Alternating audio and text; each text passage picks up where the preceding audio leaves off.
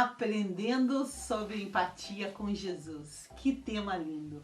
Esse ano nós estamos trazendo um novo personagem para a nossa turminha, que é a Luna. A Luna, ela é uma lua. Então, a gente chama a turminha do céu porque são todos os personagens, eles ficam lá no céu, né? E a gente trouxe a Luna para trabalhar esse sentimento de empatia, tá? Por quê? Porque a empatia é um sentimento muito importante. E quando a gente pensa nesse autoconhecimento aí emocional, nesse controle emocional, a empatia nos ajuda muito. Então, o nosso exemplo de empatia é Jesus.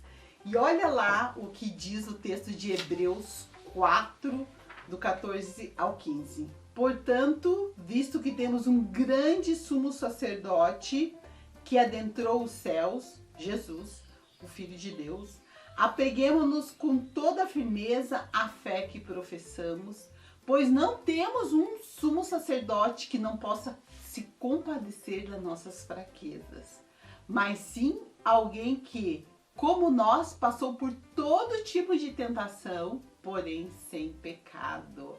Olha que lindo esse texto que diz que não temos sumo sacerdote que não possa compadecer-se. Empatia está muito ligado a isso, a se compadecer, a compaixão.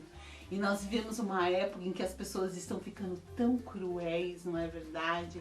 As crianças, os adolescentes, falta compaixão, falta se colocar no lugar do outro. E empatia é isso, eu me coloco no lugar do outro. Então a gente precisa ensinar as crianças a se colocar no lugar do outro. A gente sempre vê, né, piadas de mau gosto que as pessoas tiram sarro, imitam pessoas que têm que são diferentes, às vezes são gagas, às vezes andam de uma maneira diferente, às vezes até por um problema físico, limitações físicas que a pessoa tem, às vezes são motivos de piada. E isso é tão ruim. Eu lembro que a minha mãe, ela sempre dizia pra gente, não ria, não faça piada dessas coisas. Se coloque no lugar dessa pessoa e pense o que você gostaria de sentir. Minha mãe sempre trabalhou esse negócio de empatia com a gente, sem saber, ela trabalhava. E hoje nós precisamos ensinar as crianças a se colocarem no lugar do outro. E Jesus, ele é nosso exemplo de empatia. Porque ele foi pra cruz, no nosso lugar. Ele se colocou no nosso lugar.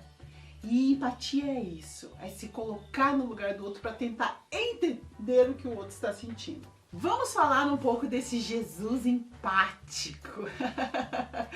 Empático nesse sentido de se colocar no lugar do outro. Então nós vemos várias histórias da Bíblia em que Jesus, quando ele estava com aquela multidão, né, os discípulos chegaram e disseram, manda eles embora. Jesus estava lá conversando com a multidão, os discípulos chegaram, manda eles embora para procurar comida. Jesus falou assim, não, eu quero dar de comida para eles. E quando você vai ver Jesus com as multidões, a gente sempre vê, tá sempre ligado, aparece sempre nos versículos, quando Jesus via as multidões, que ele se compadeceu. Ele viu que eles precisavam de um pastor. Ele viu que eles precisavam de direção. Ele viu que eles estavam com fome. Quando fala de fome, fome física, mas fome espiritual. Então Jesus, ele se colocava no lugar dessas pessoas para entender o que elas estavam sentindo. Então, quando ele se encontrou com aquela mulher que tinha perdido o filho, ele se colocou no lugar dela. Ela era viúva, só tinha aquele filho, e ele curou aquele filho, ele curou os doentes, porque ele se compadecia. Então a gente sempre vê Jesus se compadecendo, recebendo as pessoas, né? Quando ele passou, ele com a multidão, tinha um monte de gente, né? Ele observou que Zaqueu lá na árvore, né? Ele percebeu, quando você desenvolve esse trabalho de empatia, a criança ela começa a perceber as coisas. Isso é muito importante. Isso é muito importante. Então, Jesus é o nosso maior exemplo de empatia. Tem um outro texto bíblico que é muito forte, que fala também a respeito de empatia, porque para você ver como isso é bíblico, como está na Bíblia, que é Hebreus 13:3, que diz assim, ó: lembrai-vos dos presos como se estivesseis presos com eles, e dos maltratados como sendo-os vós mesmos também no corpo. Esse versículo, ele é totalmente empático, porque fala, lembre dos presos como se você estivesse preso. Lembre dos que estão maltratados como se você estivesse sendo maltratado. Então, para trabalhar empatia, a gente vai sempre trabalhar isso com as crianças. É se colocar no lugar do outro. É entender as formas dessa pessoa agir, suas emoções e seus sentimentos. Porque quando eu começo a pensar o porquê que essa pessoa age assim, eu já mudo minha atitude com relação a muitas coisas, não é verdade? É reconhecer e respeitar o sentimento do outro. Então, quando eu vejo que aquela pessoa é daquele jeito porque ela sofre, porque ela passou por determinadas coisas, eu respeito os sentimentos e sou mais tolerante com as atitudes dessas pessoas. Quando a gente fala de inclusão das crianças especiais no Ministério Infantil e na escola e na sociedade, nós falamos muito sobre empatia. Porque eu vou reconhecer que aquela pessoa, ela precisa, de repente, de algo especial, de algo diferenciado, porque eu me coloco no lugar dela.